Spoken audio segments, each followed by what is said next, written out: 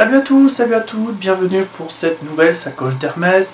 On a mis un peu de temps pour la tourner et pour la mettre en ligne, tout simplement parce qu'il y a eu le salon du livre. On vous a fait le salon du livre au mois de mars, et puis une chose entraînant une autre, on a reçu des livres et on n'a pas eu trop le temps de vous les présenter. On les a chroniqués, certes, mais on ne vous les a pas présentés, donc là ça va être l'occasion.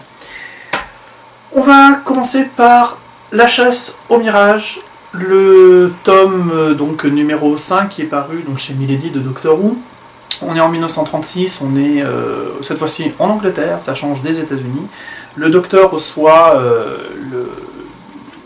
un message spatial d'une colonie en fait qui est atterrie en Angleterre. C'est une colonie extraterrestre et qui sont pourchassés, donc c'est les Spartes qui sont pourchassés par les Than, qui sont donc des extraterrestres relativement méchants et qui essaient donc d'anéantir les Spartes qui ont atterri donc dans le nord du Royaume-Uni. C'est plutôt sympathique, c'est plutôt agréable. Gage de confiance, c'est Gary Russell qui l'a écrit. Alors qui est Gary Russell? C'est l'un des auteurs les plus prolifiques au niveau des séries book de Doctor Who, et donc il connaît bien la série, il connaît bien l'écriture, le formatage au niveau des livres, ce qui n'est pas forcément le cas avec les autres auteurs. Et donc on sent les petites on va dire les petites informations qu'il y a dans la série. Enfin, il fait des rappels sur la série, sur ce qui s'est passé avant Matt Smith, donc c'est plutôt sympathique et voilà, donc un livre dans la continuité de la série, je dirais même un petit peu plus, parce que j'accroche bien dans ce bouquin de 250 pages, hein, donc ça se lit assez rapidement. Donc si vous voulez commencer par un Doctor Who, vous pouvez commencer par celui-là, à la rigueur, si vous êtes fan de la série. Ensuite, mon gros coup de cœur du mois de mars, début avril, on a eu la chance d'interviewer l'auteur il y a quelques jours. Ce sont Les Rivières de Londres, publié chez Nouveau Millénaire, et c'est Ben Aronovitch qui l'a écrit. On l'a rencontré, donc l'interview va être va être rapidement mise sur le site. De quoi ça parle? Je vous ai mis la chronique. C'est très rare que je mette un 10 sur 10 dans un premier livre, mais là pour moi c'est un livre occulte. C'est l'histoire de Peter Grant, un jeune officier qui sort donc de l'école de police de Londres, qui donc en stand-by, il ne sait pas trop dans quel service il va aller, suite au test qu'il a fait, et donc il arrive sur un lieu du crime. Il est un peu stagiaire, donc il essaie de tâtonner, et il interroge un témoin, sauf que ce témoin, on va dire, est un petit peu bizarre, il sort un peu de l'ordinaire, c'est un fantôme. Donc personne ne le croit, même sa meilleure amie le croit pas trop. C'est un peu Scully dans X-Files. Et donc le fait d'interroger ce fantôme va déclencher toute une série d'événements, notamment sa nomination dans le service surnaturel de la police de Londres, qui est dirigé par Nightingale, un chef un brin mystérieux qui voilà, c'est limite un peu Dumbledore, enfin voilà, puisqu'il est magicien, il a un secret, enfin on a l'impression qu'il a un petit secret où il a une part sombre en lui, voilà, donc c'est un personnage assez sympathique malgré tout, et donc Peter Grant va rencontrer donc des dieux de la mythologie de la Tamise, Papa et Mama Tamise. Il va essayer de gérer un petit peu le conflit qui est entre les deux. Il va rencontrer des vampires, il va rencontrer des fantômes. Et donc c'est quand même une histoire policière à la base. Donc si vous mettez magie, histoire policière et puis éléments surnaturels, ça vous fait penser notamment à Harry Dresden et Jim Butcher.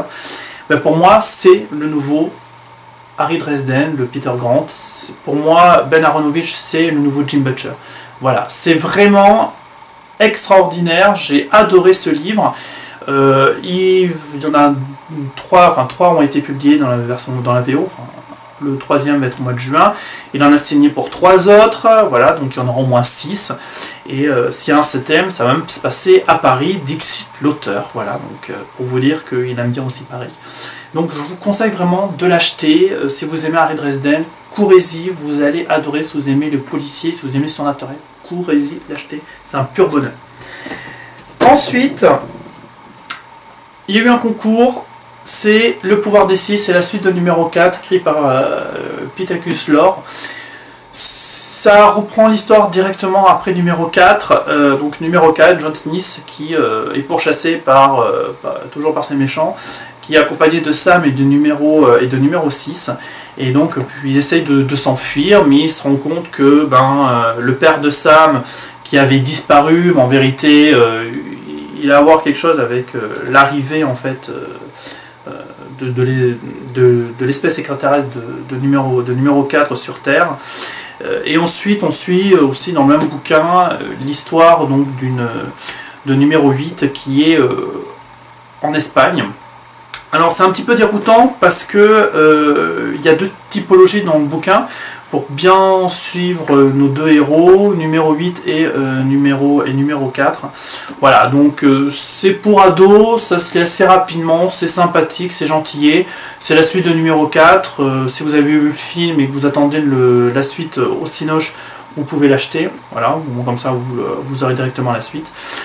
Pour ceux qui ont lu le numéro 4, le numéro 2 est sorti. Ensuite, une auteure néo-zélandaise qui nous publie donc L'héritière de la nuit chez Orbit, c'est Hélène Lowe. Ça nous raconte l'histoire de Maliane qui est on va dire une guerrière. Voilà, c'est une guerrière qui a un lourd passé du point de vue de son clan. Elle doit combattre les essaims des ténèbres qui essayent en fait de conquérir sa contrée. Ça fait un petit peu penser au Chevalier d'Émeraude d'Anne Billard, toute proportion gardée bien sûr. Je tiens à remercier quand même Adrien de vampirisme.com qui me l'a passé, puisque Orbit lui a gentiment donné, donc je vais le chroniquer pour notre site, et donc je remercie donc Orbit et Adrien pour l'avoir donné. Ça a l'air sympathique, c'est de la fantasy, comme j'aime ça, je vais m'y attaquer une fois que j'aurai terminé Doctor Who. Voilà, donc ça a l'air sympathique, et si vous avez déjà des avis, donnez-les nous pour qu'on puisse se faire une petite idée. Ensuite, Bord de marge d'Emmanuel Nu, publié chez Castelmore. Voilà. C'est la première auteure francophone publiée donc chez le label de Bragelonne. On a eu la chance de la rencontrer. Rencontre assez sympathique malgré tout. Elle nous a expliqué un petit peu son livre, on l'a lu, la chronique est sur le site d'ailleurs si vous voulez vous faire un avis. C'est le nôtre, hein, mais vous pouvez vous en faire un autre, bien évidemment.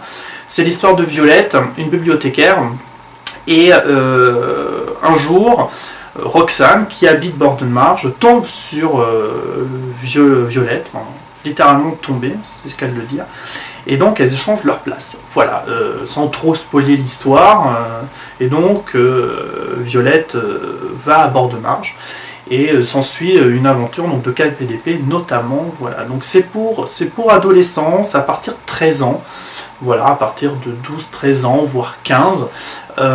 Si vous aimez le young adulte, vous pouvez y aller. Et voilà, donc je vais pas trop vous spoiler et donner notre avis, puisqu'on a déjà donné l'avis sur le site.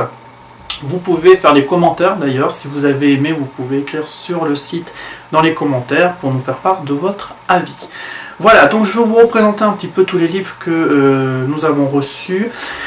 Bord de marge d'Emmanuel Nu, publié chez Castelmore. L'héritière de la nuit d'Hélène Lowe, chez Orbit. Chez BAM, Le pouvoir des six de Pythagoras Lore. Les rivières de Londres, mon coup de cœur, de Man Aronovitch, chez Nouveau Millénaire. Et enfin, Doctor Who, La chasse au mirage de Gary Russell. Voilà, je publié chez Milady. Donc, j'espère que ces quelques livres vont vous donner envie de les acheter et de nous partager votre avis sur le site. On vous donne rendez-vous très bientôt pour de nouvelles aventures. A bientôt, ciao ciao.